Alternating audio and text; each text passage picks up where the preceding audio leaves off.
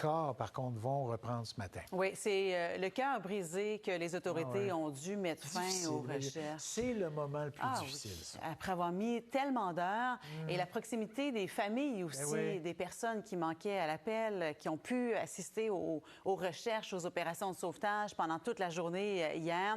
Alors, oui, on entre dans une deuxième phase ce matin à partir de 6 heures.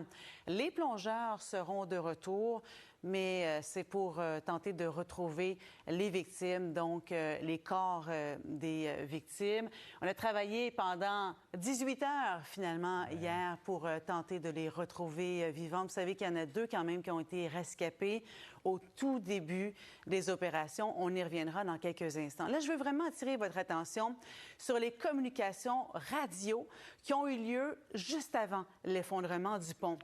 Vous vous souvenez, hier, je vous montrais ces images des derniers véhicules qui avaient pu passer sur le pont et on se disait, c'est curieux quand même parce que dans les minutes avant, il y en avait davantage des véhicules. Mais là, ce qu'il faut savoir, c'est que les policiers ont arrêté le trafic dans les 2 directions. On peut écouter leurs échanges. One of you guys on the south side, one of you guys on the north side, hold all traffic on the Key Bridge. There's a ship approaching. It just lost their steering. There are crew work on the bridge right now. I'm not sure where. There's a crew up there. You might want to notify whoever the foreman is, see if we can get them off the bridge temporarily. Once you get here, I'll go grab the workers on the Key Bridge. Oui. Alors, rapidement, là, on se dit, oui, il y a peut-être des travailleurs encore qui sont sur le pont. Ils étaient juste ici, là. Vous avez vu les gyrophares. Alors, ils ont plongé dans l'eau. Ça s'est fait en un C'est fou, hein, parce que là, si on conduisait maintenant dans la rue, vous allez partir dans quelques minutes, là, vous allez en voir de ces travailleurs-là à côté des cônes. On les voit partout dans les rues la nuit faire ce travail-là. Penser qu'ils étaient sur le pont comme ça, puis qu'ils s'attendaient de voir passer un bateau toute la nuit et de se retrouver à l'eau comme ça. Écoutez bien le prochain extrait. Les policiers qui se disent, il faudrait aller les voir, mais il n'y a plus de pont. On réalise que tout vient de s'effondrer. 313 dispatch, the whole bridge just fell down. Start, whoever, everybody. The whole bridge just collapsed. Do we know if all traffic was stopped? I can't get to the other side, sir. The bridge is down. We're going to have to get somebody on the other side of the Anne Arundel County MSP to get up here and stop traffic coming northbound on the T Bridge. Hey, ça prend du sang-froid quand on est rendu là, on est obligé de faire ça. Ces hommes ont l'air à l'avoir. On écoute les communications, on n'a pas l'impression qu'ils ont complètement saisi ce qui est arrivé. Là. Leur esprit, c'était faut arrêter le trafic. Et tant mieux. Bien, imaginez, on ne s'attend tellement pas à ce que ça s'écroule comme ça, après une collision avec un bateau. Alors, oui, effectivement. On l'a dit, mais on va le répéter. Hein, les pilotes avaient signalé qu'on avait perdu les moteurs, on avait perdu la propulsion, qu'on était à la dérive. Alors là, ça s'était communiqué, mais jamais qu'on a pensé qu'on se rendrait là. Bon, que sait-on de ceux qui, justement, travaillaient sur le pont hier? Bon, ils étaient 8, donc, à tomber avec l'effondrement du pont. 2 qui ont été rescapés, dont un qui avait été envoyé à l'hôpital. Finalement, il a eu son congé, selon le New York Times. 6 autres, donc, qui font partie des victimes. On a comme information que ce sont surtout des travailleurs qui venaient du Guatemala, 2 du Guatemala, également du Mexique, du Honduras. Cet homme qui venait du Salvador, Miguel Luna, 49 ans, un père de famille. Alors, c'est ça. C'est donc les informations qu'on a présentement concernant l'identité des victimes.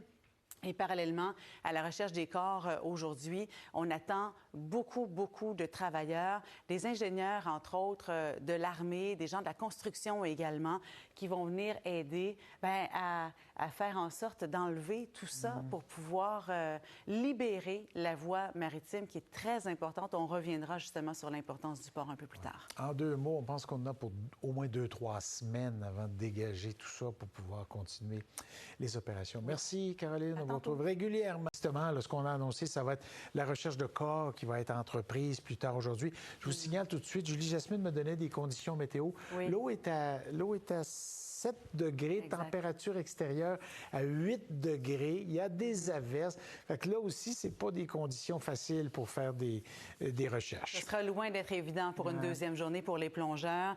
Mais là, vraiment, avec un sentiment d'échec quand même, hein, parce que hier, on a parcouru les eaux pendant 18 heures pour tenter de les retrouver. C'est 6 personnes qui manquaient à l'appel et donc qui sont présumées mortes par les autorités. Conférence de presse qui a été donc tenue à 19h30 hier soir pour annoncer la mauvaise nouvelle à la population, mais également aux familles des victimes. Certains proches qui étaient sur les lieux depuis des heures en espérant qu'un miracle se produise. Après l'effondrement de ce pont, alors là, je vais attirer votre attention sur ce qui s'est passé, donc en fait, quelques minutes avant l'effondrement du pont, parce qu'il y a eu un appel de détresse qui a été lancé par les gens qui étaient sur le navire, donc par l'équipage, pour dire on a une panne de moteur, on n'a plus de propulsion, on sera plus capable de diriger le navire. Alors, cet appel de détresse a été lancé alors qu'il y avait de la circulation automobile sur le pont. Et il y a des policiers, des patrouilleurs qui ont eu comme tâche, eux, d'arrêter le trafic avant la collision du navire. Et on a des enregistrements audio de leur communication. Voici un premier extrait. One of you guys on the south side, one of you guys on the north side, hold all traffic on the Key Bridge. There's a ship approaching. It just lost their steering. There are crew work on the bridge right now. I'm not sure where. There's a crew up there. You might want to notify whoever the foreman is, see if we can get them off the bridge temporarily. Once you get here, I'll go grab the workers on the Key Bridge. Il y avait à ce moment-là 8 travailleurs sur le pont. Juste ici, Marc-André. Donc, le navire qui s'approche du pilier et les travailleurs qui sont ici en train de colmater des nids de poules sur la chaussée. Et puis, donc, il y a eu un changement de direction à la toute dernière seconde. Donc, le navire qui s'est donc dirigé tout droit vers le pilier, il y a eu collision et en une fraction de seconde, tout s'est écroulé sous les yeux des patrouilleurs. 313 dispatch, the whole bridge just fell down. Start, whoever, everybody. The whole bridge just collapsed. Do we know if all traffic was stopped? I can't get to the other side, sir. The bridge is down. We're going to have to get somebody on the other side, the Anne Arundel County MSP, to get up here and stop traffic coming northbound on the T Bridge. Ah oui, mais c'est vrai, il y a un extrait, on voit complètement à l'extrême gauche. Ça veut dire qu'il y a des gens qui auraient pu rouler là-dessus et tout à coup, dans la noirceur, plonger directement dans l'eau. Enfin, on n'est mieux pas y penser. Bon, on commence à avoir des informations sur ceux qui ont péri dans cet accident? Oui, ils étaient 8 à ce moment-là, lorsqu'il y a eu la collision et l'effondrement. 2 des victimes qui ont été rescapées hier matin, on en parlait. L'une des 2 qui avait été transportée à l'hôpital, semble-t-il, aurait eu son congé, selon le New York Times. Et les 6 autres, ce qu'on sait, c'est qu'elles sont d'origine guatémaltèque, mexicaine. Cet homme provenait du Salvador, Miguel Luna, 49 ans, père de famille.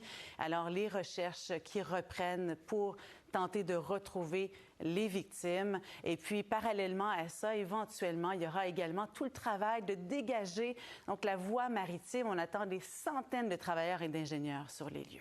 Bon, j'en profite tout de suite parce qu'on me signale à l'instant qu'on va être en mesure d'écouter toutes ces communications-là entre le répartiteur et les policiers qui étaient aux abords, les patrouilleurs. Dans une vingtaine de minutes, dans le 7 heures, on est en mesure de vous faire entendre ça au complet. Ça glace le sang quand on entend ces hommes-là tout à coup le dire, mais pas tout à fait comprendre probablement ce qui s'est passé, certainement. C'est inconcevable. C'est inconcevable. Il n'y a pas d'autre mot. Merci. À tantôt.